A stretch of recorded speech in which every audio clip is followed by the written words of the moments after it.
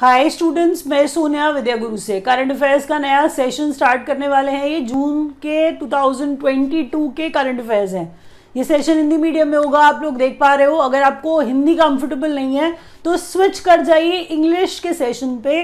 Complete English medium session भी डाला जाता है पोर्टल पे, आप वो देख सकते हैं अगर आपको हिंदी में प्रॉब्लम है तो। English medium session is also there on the portal, you can watch that session which is available in complete English medium. अब ये सेशन कंटिन्यू करने से पहले आपको बता दूं, मैंने बहुत मेहनत करी है, हर बार बोलती हूँ, ढेर सारे इंपॉर्टेंट पॉइंट्स आपके लिए लाई हूँ। आप लोग फीडबैक देते हो। बहुत सारे बच्चे WBCS का एग्जाम दे के आए थे और लिख रहे थे कि वेस्ट बंगाल का जो PCS का एग्जाम है उसमें इतने सारे क्वेश्चन कराए हुए हैं। फीडबैक आप देते रहते हो, मुझे बहुत अच्छा लगता है। फीडबैक देते रहा करो, कितने क्वेश्चन कराए हुए हैं। I get motivated. सेशन अच्छा लगेगा, लाइक का बटन दबाना, शेयर करना फ्रेंड्स के साथ। जो भी कंपेटिटिव एग्जाम की तैयारी कर रहे हैं, करंट अफेयर्स इंपॉर्टेंट होते हैं, सब एग्जाम में सेम आते हैं, please understand that. Current affairs का सेक्शन होगा तो ये सेशन उनके लिए सुपर इंपॉर्टेंट होगा। चैनल को सब्सक्राइब करिएगा, बेल आइकॉन जरूर प्रेस करिएगा, नोटिफिकेशन आते रहेंगे सभी एग्जाम रेलेवेंट वीडियोस के जो हम लोग अपलोड करते हैं आपके पास। मैं स्टार्ट करती हूँ पहले क्वेश्चन से, फोकस हो जाइए, एक एक पॉइंट को लिखिए। अच्छा, हम टॉपिक वाइज करंट अफेयर्स पढ़ाते हैं, आप जानते हो। पहला जो हमारा पॉइंट आएगा वो अपॉइंटमेंट्स एंड इलेक्शंस आएगा। कितना इंपॉर्टेंट है जरा पढ़ लीजिए। पहले क्वेश्चन से ही आप एकदम रियलाइज करा पाओगे कि अपॉइंटमेंट्स एंड इलेक्शंस में पहला पॉइंट रुचिरा काम्बोज के बारे में कितना इंपॉर्टेंट क्वेश्चन है। New permanent representative to United Nations, new permanent representative to United Nations from India side. नाम से ही आपको पता चल गया कि इंडिया का नया परमानेंट रिप्रेजेंटेटिव UN के लिए रुचिरा काम्बोज बन गई हैं। Second question, international boxing association athletes committee को चेयर करेंगी लवलीना बोरगोहेन।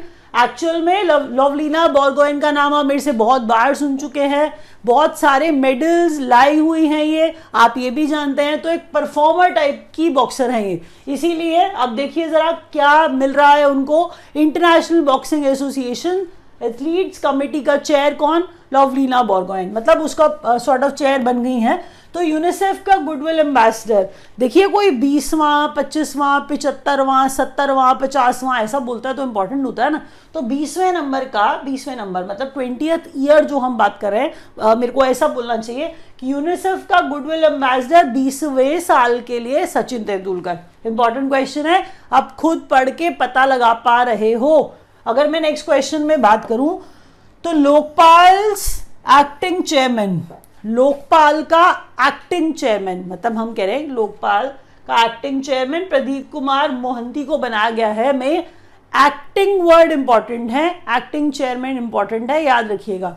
दोबारा, रुचिरा काम्बोज, लवलीना बोरगोहेन, सचिन तेंदुलकर और प्रदीप कुमार मोहंती, सारे के सारे लोग इंपॉर्टेंट है। इसीलिए मैंने क्या कहा, देखिए अपॉइंटमेंट्स एंड इलेक्शंस, पहला ही टॉपिक कितना बढ़िया है। अब आप समझ गए होंगे कि जितने भी पॉइंट्स आज पढ़ाए जाएंगे 50 से 60 इंपॉर्टेंट पॉइंट्स पढ़ाए जाएंगे। आप एक भी क्वेश्चन प्लीज स्किप मत करना, बिल्कुल स्किप मत करना, क्वेश्चन एग्जाम में आने वाले हैं। और अगर आपको ये पता चल गया है कि मैं आपको इंपॉर्टेंट पॉइंट्स पढ़ा रही हूं तो लाइक का बटन जरूर दबा देना। नेक्स्ट क्वेश्चन देखिए क्या है, important days and important dates. June के महीने के अंदर इंपॉर्टेंट डेट्स जो भी हम सेलिब्रेट करते हैं, जैसे अगर हम कहें कि 12 जून को हम world day against child labour मनाते हैं, तो हम ये देखिए जरा, पिक्चर देखने से आपको पता चल गया होगा कि हम चाइल्ड लेबर की बात करने लगे। तो चाइल्ड लेबर को तो ऑब्वियसली बात है सेलिब्रेट नहीं करेंगे, बहुत बेकार चीज होती है। हम कह रहे हैं कि उसके अगेंस्ट सेलिब्रेट करेंगे ना, तो world day against child labour 12 जून को ऑब्जर्व किया जाता है। थीम मुझे इंपॉर्टेंट लगा है, बहुत इंपॉर्टेंट लगा है, रादर आप याद करिए। थीम इसका universal social protection to end child labour. Child labour वैसे भी खत्म ही किया जाना चाहिए, तो universal social protection to end child labour theme अच्छा है, याद हो जाएगा। World day to combat desertification, combat का मतलब फाइट करना है। किससे फाइट करना है? देखिए सूखा पड़ रहा है, लैंड जो है वो डेजर्ट बनती जा रही है, पानी की कमी होती जा रही है ना।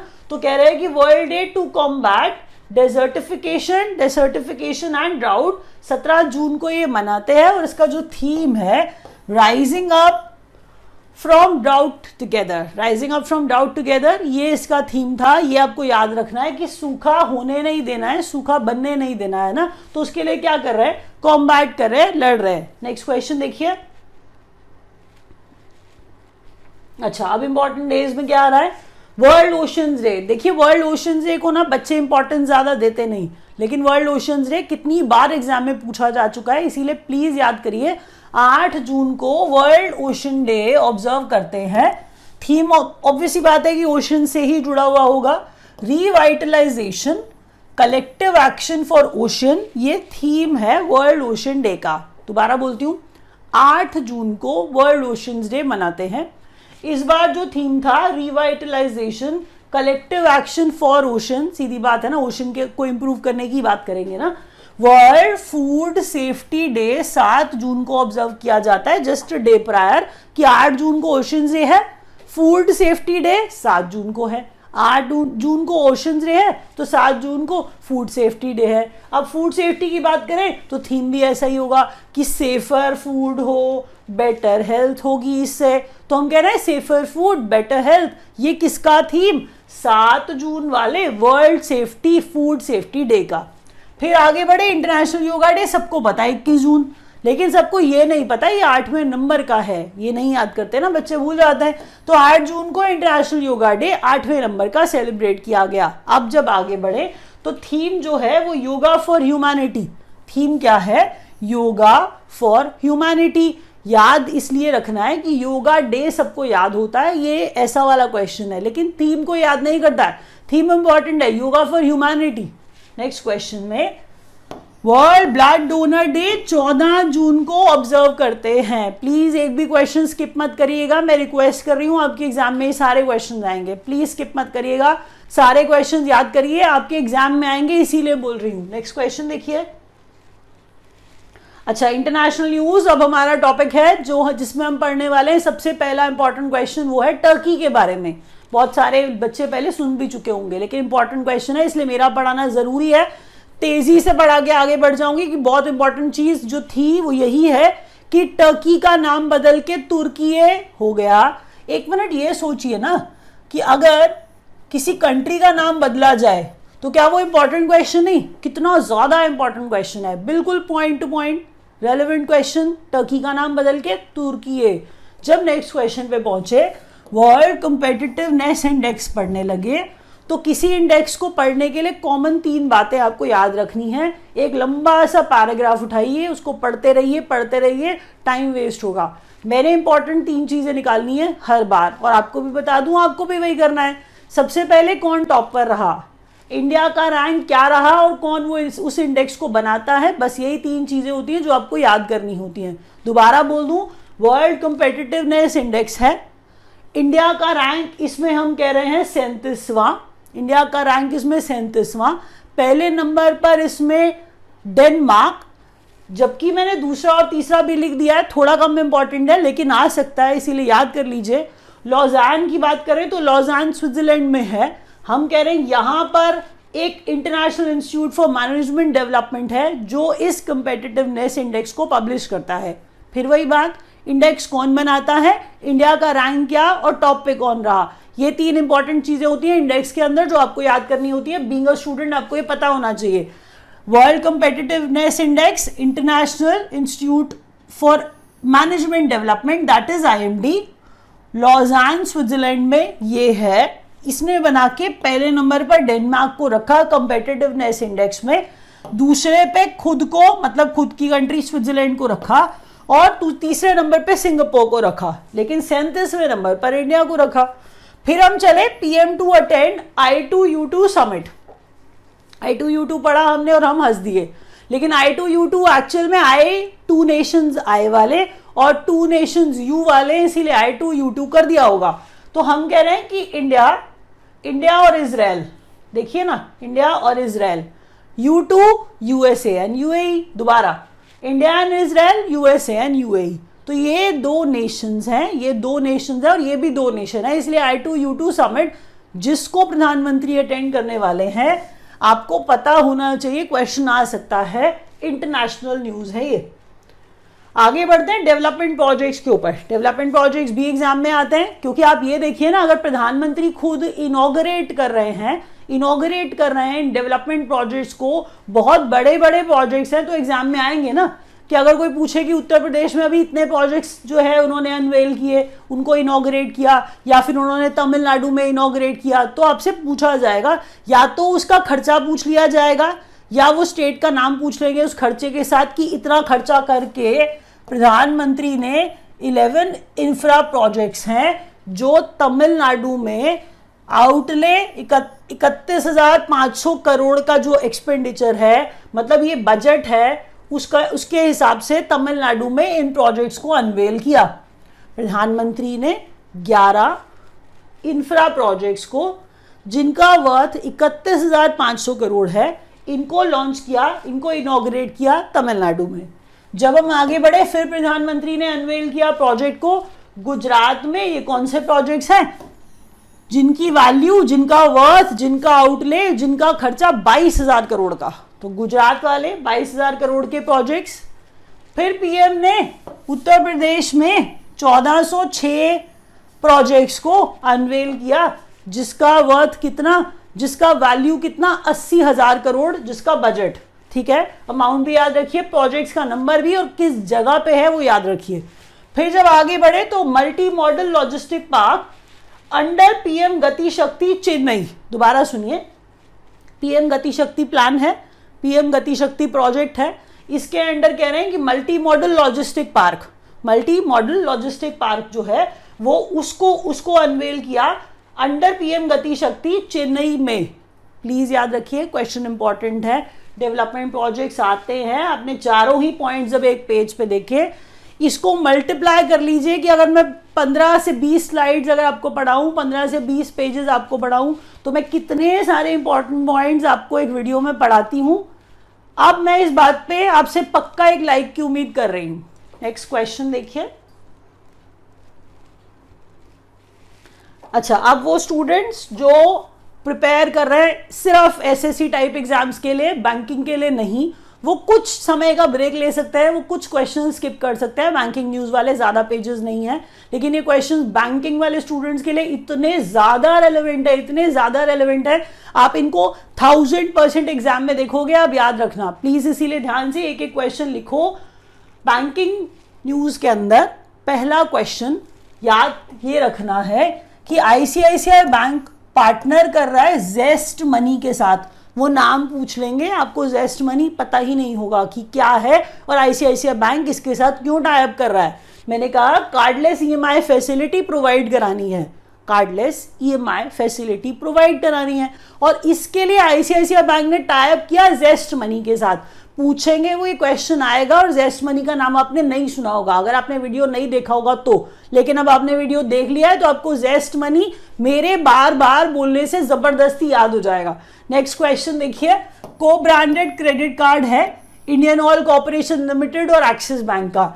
अच्छा सुनिए, पास्ट कुछ सेशंस में देखिए कि मैं बहुत सारी को ब्रांडिंग पढ़ा रही हूं, लेकिन आप ये तो सोचो बैंकिंग न्यूज है ना, अब किसी बैंक का किसी ऑर्गेनाइजेशन के साथ को ब्रांडिंग, अब चाहे एमिरेट्स की बात कर लीजिए या आईओसीएल की बात कर लीजिए, प्लीज सुनिए, ये खिचड़ी पक जाएगी, आपको ये भूल जाएगा, इसीलिए लिखिएगा जरूर पूरा अलग से कि आईओसीएल का एक्सिस बैंक के साथ को ब्रांडिंग वाला कार्ड, को ब्रांडिंग वाला क्रेडिट कार्ड। प्लीज एग्जाम में क्वेश्चन आएंगे, इतने सारे होने पे कंफ्यूजन ना हो, इसीलिए बोल रही हूं, प्लीज अपने हाथ से लिखिए।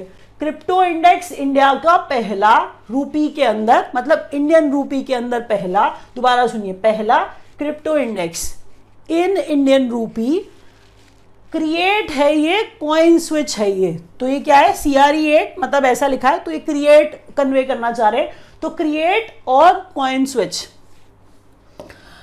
$250 million fund for lending to startups by HSBC India. दोबारा सुनिए, ऊपर क्रिएट पढ़ा है, नीचे HSBC इंडिया के बारे में कुछ पढ़ रहे हैं। हम बहुत सारे स्टार्टअप सुनते आते हैं, ठीक है, इन्वेस्टर में पैसा लगाते हैं, लेकिन HSBC जैसी फाइनेंशियल ऑर्गेनाइजेशन, हम कह रहे हैं बैंक्स की बात करिए या किसी फाइनेंशियल इंस्टीट्यूशन की बात करिए, ये लोग भी तो स्टार्टअप में पैसा डालते हैं, लेकिन वो डिक्लेयर भी तो कर रहे हैं कि इतना बड़ा अमाउंट जो हम सिर्फ स्टार्टअप्स को ही देने वाले हैं। वो सुनिए ना, $250 मिलियन का फंड फॉर लेंडिंग उनको देंगे। किनको? स्टार्टअप्स को देंगे। कौन कह रहा है ऐसा? HSBC इंडिया कह रहा है। याद रखिएगा, इंपॉर्टेंट क्वेश्चन है। नेक्स्ट क्वेश्चन में मॉनेटरी पॉलिसी पढ़ने वाले हैं, तो bimonthly monetary policy review, rates change हुई हैं, इसीलिए और ध्यान से देखना है आपको। मॉनेटरी पॉलिसी के अंदर repo rate 4.9%, repo rate 4.9%, standing deposit facility rate, floor of liquidity adjustment facility window. अब मैं यहाँ पे आपको बताऊं कि मैंने कुछ वीडियोस पहले आपको स्टैंडिंग डिपॉजिट फैसिलिटी पढ़ाया था, SDF जिसको मैं बार बार बोल रही थी, 2 वीडियोस पहले। नहीं देखा तो मैंने आपको डिटेल में भी पढ़ाया था, आप उस वीडियो को दोबारा देख सकते हो। एक्चुअल में इसे फ्लोर बना दिया गया है LAF का, LAF liquidity adjustment facility, LAF reverse repo, repo वाला LAF।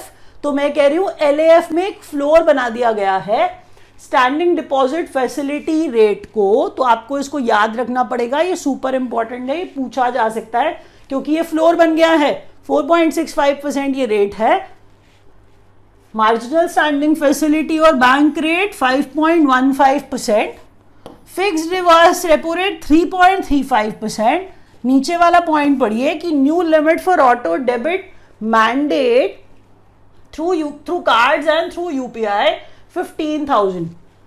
ऑटो डेबिट वाला ऑप्शन सब इस्तेमाल करते हैं, होता है ऑटो डेबिट, अपने आप लग जाता है। आप कोई अगर यूज करते हो कोई भी ऐप, तो अगर ऑटो डेबिट वाली बात है तो कह रहे हैं ऑटो डेबिट मैंडेट अगर UPI के थ्रू हो, ऑटो डेबिट मैंडेट कार्ड्स के थ्रू हो, ऑटो डेबिट मैंडेट कार्ड्स के थ्रू हो या UPI के थ्रू हो, तो 15,000 का लिमिट इसमें सेट किया गया है। तो new limit for auto debit mandate through cards and UPI सिर्फ 15,000 का, याद रखिए। अब अगला क्वेश्चन देखिए, अब क्या आ रहा है। और अगला क्वेश्चन में अब सारे ज्वाइन कर सकते हैं और सारे देख सकते हैं। तो डिफेंस न्यूज से अब स्टार्ट करेंगे। बहुत इंपॉर्टेंट क्वेश्चंस होते हैं डिफेंस न्यूज वाले, क्योंकि उसमें अग्नि 4 जैसा नाम आपको सुनने को मिलता है, उसमें पृथ्वी 2 जैसा नाम आपको सुनने को मिलता है, और ऐसे क्वेश्चन हर बार आते हैं। तो डिफेंस न्यूज में 4000 kilometre nuclear capable intermediate range ballistic missile. आप कहो कि इंटरमीडिएट रेंज क्यों पढ़ा रहे? इंटरमीडिएट रेंज इसीलिए पढ़ा रहे हैं क्योंकि नीचे जब पढ़ाएंगे तो नीचे शॉर्ट रेंज भी तो पढ़ाएंगे ना, तो शॉर्ट रेंज भी आ जाएगा। दोबारा सुनिए, 4000 किलोमीटर न्यूक्लियर केपेबल, नीचे भी न्यूक्लियर केपेबल के बारे में ही हम बात करने वाले हैं। कंपेयर कर लीजिए, शायद याद जल्दी हो जाएगा। ऊपर वाली इंटरमीडिएट रेंज बैलिस्टिक मिसाइल है, नीचे वाली शॉर्ट रेंज बैलिस्टिक मिसाइल है। देखिए, ऊपर वाली इंटरमीडिएट रेंज है, नीचे वाली न्यूक्लियर केपेबल, ऊपर वाली भी न्यूक्लियर केपेबल, ऊपर वाली इंटरमीडिएट रेंज है, नीचे वाली क्या है? शॉर्ट रेंज बैलिस्टिक मिसाइल है। कंपेयर करने से आपको ये बता दूं कि जब इंटरमीडिएट रेंज वाली है तो उसको फायर किया गया डॉक्टर कलाम आइलैंड से, उड़ीसा से, जिसका नाम अग्नि 4। शॉर्ट रेंज वाली पृथ्वी 2 है। शॉर्ट रेंज वाली क्या है? पृथ्वी 2 है, जिसको चांदीपुर उड़ीसा से टेस्ट किया गया। तो पृथ्वी 2 को शॉर्ट रेंज वाली, अग्नि 4 इंटरमीडिएट रेंज वाली बैलिस्टिक मिसाइल। ठीक है, अग्नि 4 और पृथ्वी 2, कंफ्यूजन नहीं होनी चाहिए क्योंकि वो डॉक्टर कलाम आइलैंड उड़ीसा और यहाँ हम चांदीपुर उड़ीसा क्लासिफाई भी कर रहे हैं और शॉर्ट रेंज और इंटरमीडिएट रेंज भी क्लासिफाई कर रहे हैं।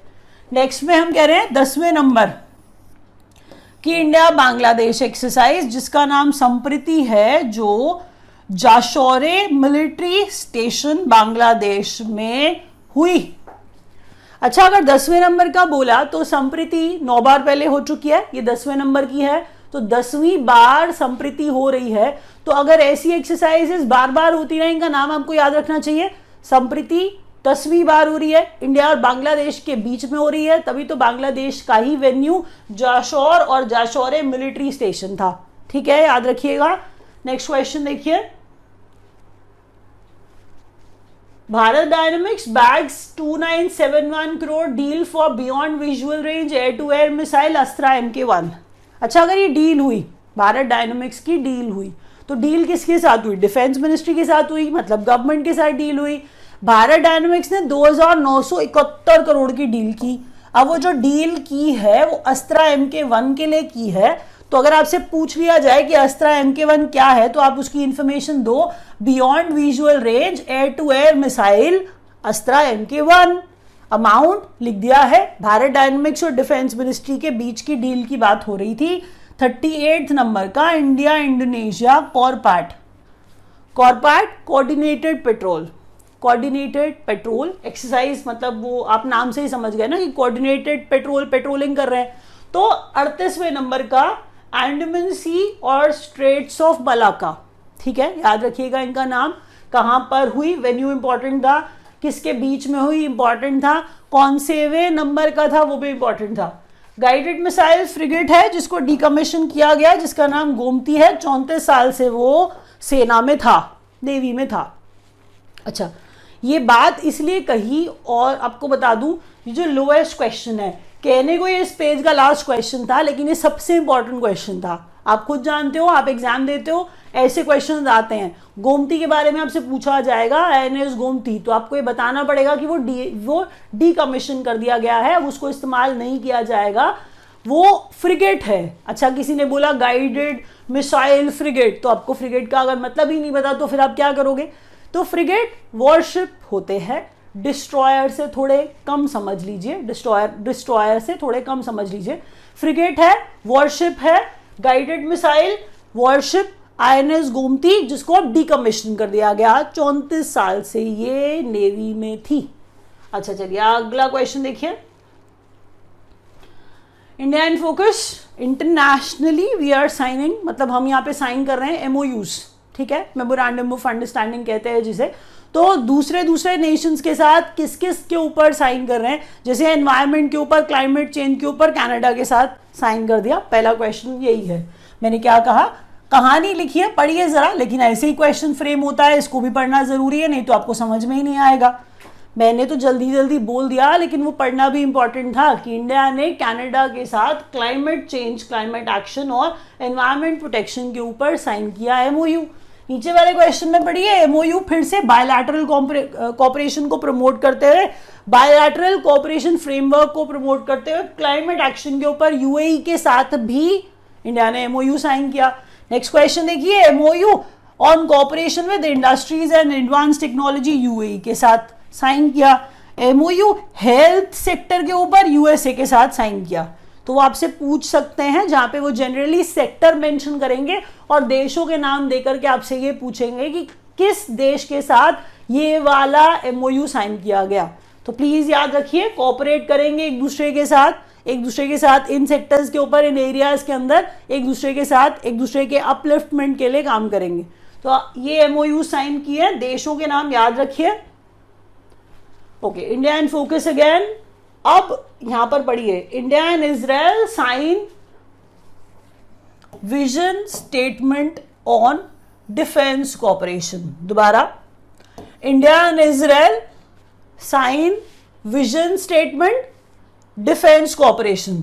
India and Israel sign vision statement on defence cooperation. Next question में देखिए, country of focus at 7th Mumbai international film festival Bangladesh. अच्छा, अभी हम क्या बात कर रहे हैं कि मुंबई में कुछ हो रहा है। मुंबई में क्या हो रहा है? 7वें नंबर का मुंबई इंटरनेशनल फिल्म फेस्टिवल हुआ। हम कह रहे हैं इसके अंदर कंट्री इन फोकस होता है, तो कंट्री इन फोकस में बांग्लादेश थी कंट्री इन फोकस। याद रखिए, ये हर बार बदलेगा ना, हर बार सेम कंट्री नहीं हो सकती है, जनरली चेंज होती है। तो हमने कहा बांग्लादेश था country of focus. $55 million line of credit, फिर से यहां पर लोन देने की बात हो रही है, लेकिन यूरिया फर्टिलाइजर प्रोक्योरमेंट की बात हो रही है, और ये किसके लिए हो रही है? श्रीलंका के लिए हो रही है। दोबारा से सुनिए, $55 million line of credit urea fertiliser procurement India की तरफ से श्रीलंका के लिए। ये मैं कहना चाह रही हूं आपको, यहां पर अमाउंट याद रखिए, कितना लाइन ऑफ क्रेडिट, दूसरा किसके लिए क्रेडिट, किस चीज के लिए क्रेडिट, सब याद रखना है। नेक्स्ट पॉइंट पढ़िए, यूनाइटेड नेशन की जनरल असेंबली में अडॉप्ट किया मल्टीलिंगुअलिज्म रेजोल्यूशन को। तो मल्टीलिंगुअलिज्म में लिंगुअल और मल्टी को जोड़ लीजिए तो मल्टी मेनी हुआ और लिंगुअल भाषा वाली बात हो गई। तो बहुत सारी भाषाएं तो ऑलरेडी है, लेकिन आप कहो कि मल्टीलिंगुअलिज्म फिर यहाँ पे क्यों करने लगे।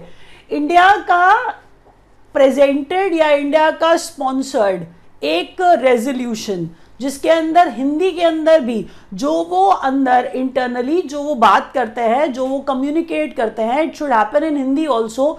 इसके लिए इंडिया ने स्पॉन्सर किया एक रेजोल्यूशन और वो अडॉप्ट कर लिया गया। इसीलिए और भी इंपॉर्टेंट हो जाएगा, यूनाइटेड नेशन की जनरल असेंबली ने अडॉप्ट किया मल्टीलिंगुअलिज्म रेजोल्यूशन को, जिसमें हिंदी, बांग्ला और उर्दू ऐड कर दी गई। अब उनका कम्युनिकेशन इन भाषाओं में भी होगा। वाइस प्रेसिडेंट ने विजिट किया गैबोन, कतर और सेनेगल, ये 3 कंट्रीज को। तो अगर आपको वाइस प्रेसिडेंट नहीं पता है कौन है, तो वेंकैया नायडू हमारे देश के वाइस प्रेसिडेंट हैं, जो गैबोन में, कतर में और सेनेगल कंट्री के अंदर घूम के आए हैं। तो 3 कंट्रीज का उनका विजिट था, इसीलिए इन कंट्रीज का नाम जरूर याद रखिए। नेक्स्ट क्वेश्चन देखिए, इंडिया का पहला बालिका पंचायत, इंडिया का पहला बालिका पंचायत कहां पर सेटअप किया गया? कुनरिया विलेज में। कुनरिया विलेज गुजरात में है, कच्छ एक जगह है वहां पर। दोबारा सुनिए मैं क्या कह रही हूं। मैंने कहा कि इंडिया का पहला बालिका पंचायत लगाया गया, बनाया गया कुनरिया विलेज में, और कुनरिया विलेज कच्छ गुजरात में है। नेक्स्ट क्वेश्चन देखिए, number 1 state on 2021 national e governance service delivery assessment Kerala. तो केरला बहुत सारी चीजों में टॉप पे रहता है, बहुत सारी चीजों में टॉप पे रहता है। आप गेस भी करते तो आसान था, आप कर पाते कि पहला नंबर 1 स्टेट मैंने कहा 2021 में 21 वाले national e governance service delivery assessment में केरला नंबर 1 स्टेट रहा। लेकिन इसमें भी हम इसको आगे ब्रेक करते हैं कि अगर मैं नंबर 1 यूनियन टेरिटरी इसके अंदर बताऊं national e governance service delivery assessment में, तो वो जम्मू एंड कश्मीर। अगर मैं इसके अंदर नंबर 1 नॉर्थ ईस्ट और हिल स्टेट्स बताऊं तो इसमें नागालैंड। प्लीज याद रखिए इसी असेसमेंट की बात हो रही है जिसमें Jammu Kashmir number 1 union territory top पे, नंबर 1 स्टेट टॉप पे केरला, और नंबर 1 हिली स्टेट या फिर नॉर्थ ईस्टर्न स्टेट नागालैंड। जब मैं नीचे आ रही हूं एक जरा पॉइंट पढ़िए, आप पॉइंट पढ़ के जरा अच्छे से याद भी करिए। देखिए कितना अच्छा पॉइंट हो रहा है यहाँ पे। तो बिहार में कास्ट बेस, कास्ट जाति के आधार पर जनगणना जी, तो कास्ट बेस्ड सेंसस हो रहा है बिहार में। तो ये भी आप याद रख लीजिए। ऐसा आपने सुना नहीं होगा ना कि जनगणना में हम कब से कास्ट बेस करने लगे, तो कास्ट बेस जनगणना हो रही है बिहार में। प्लीज याद रखिए, देखिए कितना इंपॉर्टेंट क्वेश्चन है ये। नेक्स्ट देखिए, food safety index 21-22। Food safety की बात करें तो अब अगर जिस स्टेट में जा रहे हैं वहां का फूड आपके लिए सेफर है, उसमें रैंक्स डाल दिए हमने। तो आप तमिलनाडु को देखिए, इसमें टॉप पर है, दूसरे नंबर पर गुजरात है और तीसरे नंबर पर महाराष्ट्र है। मैं रिपीट करती हूँ, फूड सेफ्टी इंडेक्स है 21-22 वाला, जिसमें तमिलनाडु फर्स्ट नंबर पे, सेकंड पे गुजरात और तीसरे पे महाराष्ट्र। ये तो आप देखो ना स्टेट्स कितनी बड़ी हैं, लेकिन हम कह रहे हैं लोअर। अब यही बात है ना, देखिए ऐसी कैटेगरीज निकालने पे बहुत सारी स्टेट्स को आप चांस दे पाते हो कि वो टॉप पे रहें और उनको भी कोई अवार्ड मिलता रहे। सॉर्ट ऑफ आप ये देखिए ना, उनको आप इंसेंटिवाइज कर रहे हो, वो भी खुश हो जाएंगे और आगे थोड़ा काम करेंगे और बेहतर करेंगे। इसके लिए गोवा को भी हमने क्या कहा जी, फूड सेफ्टी इंडेक्स में स्मॉलर स्टेट में तुम्हें भी टॉप पर रख देते हैं। तो स्मॉलर स्टेट्स में गोवा टॉप पे, फर्स्ट यूनियन टेरिटरी मतलब नंबर 1 यूनियन टेरिटरी में जम्मू कश्मीर। नेक्स्ट आप पढ़िए इंपॉर्टेंट क्वेश्चन। क्या ये क्वेश्चन आप छोड़ सकते हो, किसी भी तरीके से छोड़ सकते हो। अगर आप तैयारी कर रहे हो तो आपको खुद को पता है ऐसे क्वेश्चन आते हैं। चीता दोबारा से लाया जा रहा है, साउथ अफ्रीका से लाया जा रहा है। चीता जो साउथ अफ्रीका से लाया गया उसको क्यूरो नेशनल पार्क में मध्य प्रदेश में लाके डाला गया है, रीइंट्रोड्यूस किया गया है। क्वेश्चन कितना इंपॉर्टेंट है। कहां से आया चीता? साउथ अफ्रीका से आया चीता, रीइंट्रोड्यूस किया उसको क्यूनो नेशनल पार्क में। एग्जाम में अगर वो सिर्फ ये पूछना है कि क्यूनो नेशनल पार्क कहाँ है, तो मध्य प्रदेश में क्वेश्चन करंट अफेयर्स का होगा। अभी तक आप वीडियो देख रहे हो प्लीज़ लाइक करो। लाइव क्लासेस ज्वाइन करना चाहते हैं, हमसे पढ़ना चाहते हैं, नीचे दिए गए नंबर्स पे कॉल कर सकते हैं। लाइव क्लासेस और वीडियो कोर्स के बारे में पता करके ज्वाइन कर सकते हैं। नेक्स्ट क्वेश्चन पढ़िए कि पीएम ने लॉन्च किया मुख्यमंत्री मातृशक्ति योजना गुजरात में। दोबारा सुनिए, प्रधानमंत्री ने लॉन्च किया मुख्यमंत्री मातृशक्ति योजना गुजरात में। तो ये स्टेट न्यूज हम पढ़ रहे थे कि कौन सी स्टेट्स किस किस इंडेक्स में अच्छा परफॉर्म करके टॉप पे। अब गवर्नमेंट स्कीम्स आप छोड़ सकते नहीं, किसी भी हाल नहीं छोड़ सकते। मुझे पता है ये सब बच्चों को बोरिंग लगती है, लेकिन ये एग्जाम में सबसे ज्यादा आती हैं। मैं लास्ट के क्वेश्चंस पे पहुंचने वाली हूँ, जबकि ये लास्ट नहीं है, मैं आगे भी और भी पढ़ाने वाली हूँ आपको। लेकिन प्लीज देखिए एग्जाम में आएगा, जनसमर्थ एक पोर्टल है, जनसमर्थ एक नेशनल पोर्टल है। गवर्नमेंट की वेबसाइट्स बोलते हैं ना, तो मैं वैसा आपको बता रही हूँ कि एक नेशनल पोर्टल है। किसके लिए है? कह रहा है for credit linked government schemes. Credit link government schemes जो होती हैं उसके लिए एक नेशनल पोर्टल है जनसमर्थ। अगर जनसमर्थ की डिटेल्स आपसे मांगे तो अगर आपने मेरा वीडियो नहीं देखा होगा तो आपको जनसमर्थ पता ही नहीं होगा। आप जनसमर्थ को याद रखिए कि Jansamarth credit link government schemes के लिए एक नेशनल पोर्टल है। ये इसको आप डेफिनेशन की तरह याद कर लो। नेक्स्ट क्वेश्चन में हम श्रेष्ठ की बात करेंगे, ठीक है। श्रेष्ठ एक स्कीम है, किसके बारे में है? तो श्रेष्ठा का फुल फॉर्म याद करने से आपको ये समझ में आ जाएगा कि श्रेष्ठ का फुल फॉर्म याद करके ही आपको समझ में आ जाएगा वो किसके लिए है। श्रेष्ठा के अंदर RE आता है जो रेजिडेंशियल एजुकेशन को डिफाइन करता है, ठीक है। अब रेजिडेंशियल एजुकेशन आप किसको दोगे? जो गवर्नमेंट देना चाह रही है वो किसी वीकर सेक्शन को देना चाह रही होगी। जो बच्चे बेचारे बहुत अच्छा एनवायरनमेंट नहीं उनको मिलता है, लेकिन वो अच्छे बच्चे हैं, वो पढ़ने वाले बच्चे हैं, तो उनको अगर थोड़ा सा गवर्नमेंट सपोर्ट मिल जाए, उनको रेजिडेंशियल एजुकेशन मिल जाए तो शायद वो अच्छा कर पाएंगे और बढ़िया कर पाएंगे। फिर हम कह रहे हैं श्रेष्ठा का फुल फॉर्म जो एग्जाम में आएगा वो है स्कीम, श्रेष्ठा का स्कीम SH रादर। तो ये स्कीम फॉर रेजिडेंशियल एजुकेशन, ये देखिए scheme for residential education students in targeted areas. मैंने आपको क्या कहा था कि यहाँ पर अगर आप श्रेष्ठा पढ़ रहे हो तो श्रेष्ठा में इंपॉर्टेंट बात टारगेटेड एरियाज इसलिए बोला गया है कि ये वीकर सेक्शंस की बात हो रही है, ये शेड्यूल्ड कास्ट स्टूडेंट्स के लिए बात हो रही है। नीचे वाले पॉइंट में मैं आपको और एक्सप्लेन करके बताऊंगी। Ministry of social justice and empowerment की ये स्कीम है। ये गलती होने का स्कोप होता है, बच्चे नहीं याद करते ये बात, किस मिनिस्ट्री की ये स्कीम है याद करना है आपको।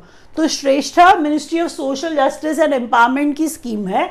जब मैं बात करूं ये मेरिटोरियस स्टूडेंट्स, SC स्टूडेंट्स 9वीं से 12वीं तक के जो बच्चे हैं जिनकी पेरेंटल इनकम 2.5 लाख तक ईयरली है, पेरेंटल इनकम 2.5 लाख तक ही है, तो वो बच्चे इस स्कीम के अंदर इस स्कीम का फायदा उठा सकते हैं, ये याद रखिएगा।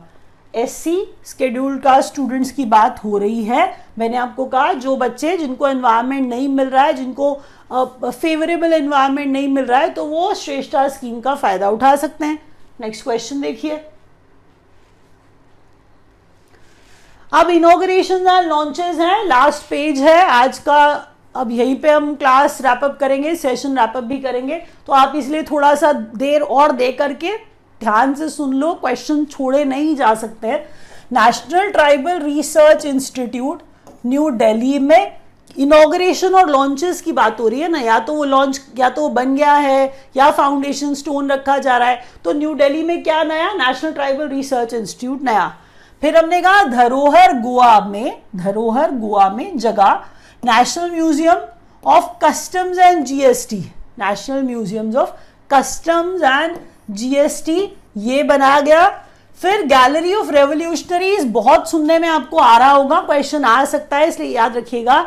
हमने कहा गैलरी ऑफ रेवोल्यूशनरीज ये भी म्यूजियम है जो राजभवन मुंबई में, राजभवन सुनते ही दिल्ली मत बोलिएगा, राजभवन मुंबई में गैलरी ऑफ रेवोल्यूशनरीज जो म्यूजियम बनाया गया वो मुंबई में बनाया गया। लॉन्च ऑफ आजादी का Amrit Mahotsav series coin of 1, 2, 5, 10, 20, यहाँ पे देखिए सर्कुलेशन में रहेंगे। ऐसा नहीं होगा कि अभी लॉन्च कर दिए आज़ादी का अमृत महोत्सव बोल के और बाद में हटा दिए, सर्कुलेशन में रहेंगे। 1 का, 2 का, 5 का, 10 का और 20 का कॉइन, सिक्का आज़ादी का अमृत महोत्सव याद करते हुए। तो यहाँ पर मैं रैप अप कर दूंगी। आपको समझ में आया होगा वीडियो तो लाइक दबा दीजिएगा, नहीं समझ में आया दोबारा देख लीजिए, बिल्कुल समझ नहीं आया, लैंग्वेज बैरियर था तो इंग्लिश वाला वीडियो देख लीजिएगा। Thank you so much for watching.